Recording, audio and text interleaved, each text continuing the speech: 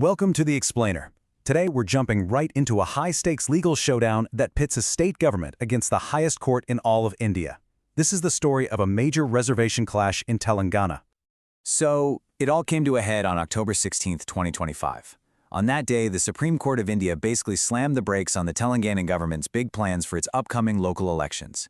And this sent, shockwaves through the entire state. But this wasn't just some simple no. This whole thing strikes right at the heart of constitutional law, and really, the very idea of representation in government. So let's dig in and unpack what led to this critical ruling. To really get the full picture, we're actually going to do something a little bit different. We're going to start at the end with the final court decision that's making all the headlines right now.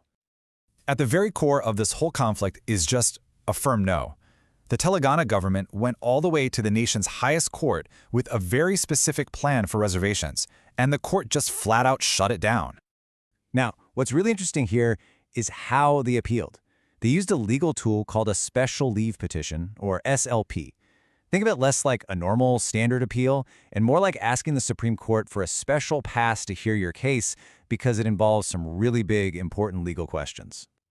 So why did the government go through all that trouble to file an SLP in the first place? Well, to answer that, we need to rewind a bit and take a look at what their original plan actually was. Okay, it all boils down to this one number, 42%. That was the reservation quota that Telangana government wanted to set for what are known as backward classes, or BCs. These are communities that have been identified as socially and educationally disadvantaged. And look, this wasn't just a number they pulled out of a hat.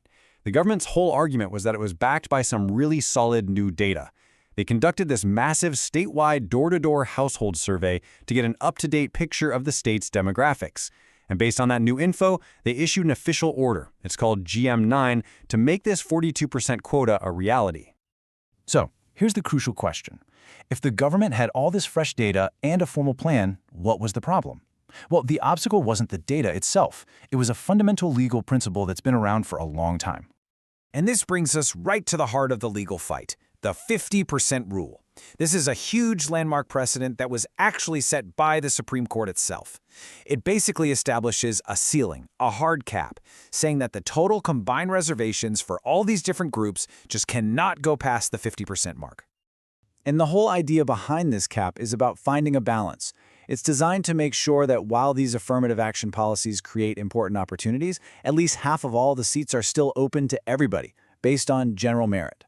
So you've got the government's 42% plan on a collision course with the Supreme Court's 50% rule.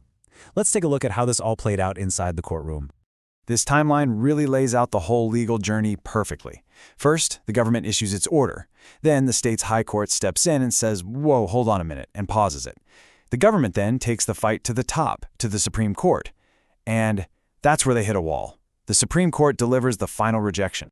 And get this, even with the government presenting all its new household survey data as justification, the Supreme Court's message was totally unambiguous.